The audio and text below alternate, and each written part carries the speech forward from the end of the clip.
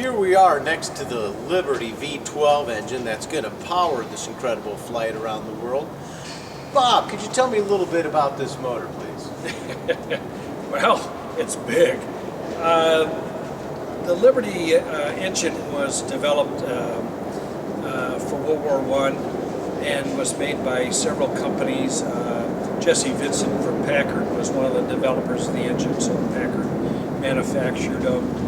They are also manufactured by Ford, General Motors, mostly Buick, and Lincoln, which was a separate company in those days. So they were the primary manufacturers. They built about 20,000 of them. Not many of them got into World War I. They were used on the de Havilland DH-4s, which were the mail planes in the 20s. So it was a big engine. It was 400 horsepower, 420 on a good day. And so that's what was used for the flight around the world. This is shown with the straight pipes, which they put on when they got to Shanghai because the regular exhaust manifold kept cracking, so they put these on. And so it became very reliable for the flight. Now I'm looking, these are the exhaust valves here? Yeah, all of the valves, the intake and the exhaust valve are all exposed. And yes, these would be the exhaust right here.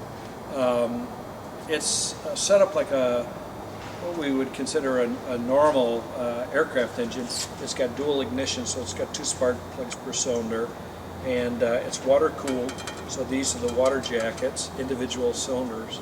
These engines were designed to be built as a 4-cylinder, 8-cylinder, or 12, and that's why they went to the individual cylinder jacket arrangements. The 12 was the only one that really turned out to be of practical use, and enough horsepower that was required. And so in 1921, when Douglas designed this airplane, the World Cruiser originally was a torpedo plane. And so they used the Liberty engine. That would have been 1921. So by 1924, you know, really the Liberty engine was kind of getting a little long in the tooth. They were developing radial engines, air-cooled, much more efficient, lighter, no water system to leak and so forth. But it was still a good, reliable engine, and they used them. We have 3 of them for our airplane, for our flight. And how much horsepower does an engine like this produce? Well, as I said, 400, 420 Okay. on a good day. On a good day. And you have 3 for the entire journey? 3, right. And how long does it take to change out an engine in your airplane? I remember that they changed one out in 4 hours. So it's mostly, it's a heavy engine. It's about 900 pounds.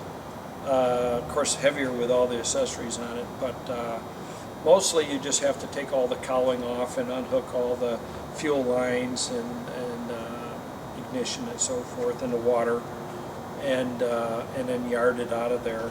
And you have to take the radiator off because the radiator comes over, arches over the front shaft here. So, you know, it takes a little time to do that. But yeah, 4 hours is pretty good time to yard one out. And I see it looks like it's a keyed tapered shaft to fit the propeller, I presume?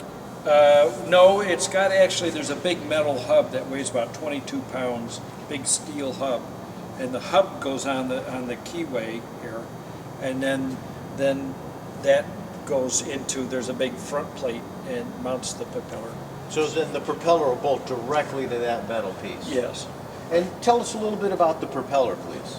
Well, this propeller is, as you can see, trimmed at the ends, and this is called a test club. So this is what the type of prop that you would use when you put the engine on a test stand to run it up and tune it and so forth. So this is 7 feet long. The full propeller is 10 feet, about 4.5 inches. So it's quite a bit bigger. And it'll be made as wood, from wood yeah, as well? this is birch, and it's a resorcinol glue, which is a FAA certified glue. Even though it's just it's a test club, we made it as if it were a certified propeller. the materials and so forth. And how many propellers are you planning on taking with you? That's a good question. They flew as a float plane from Seattle, and then when they got to India, they changed to wheels, so it'll be flown as a land plane and a seaplane. And so there's two combinations. They broke propellers, especially on water, where you'd get a big splash of water hitting the prop and it'd shatter the prop. If you hit water hard enough, it's just like concrete. Right. So how many? We're having two made right now, two land plane props, and somebody just contacted me who has an original seaplane prop. So this was made by digitally scanning an original prop that the Museum of Flight had.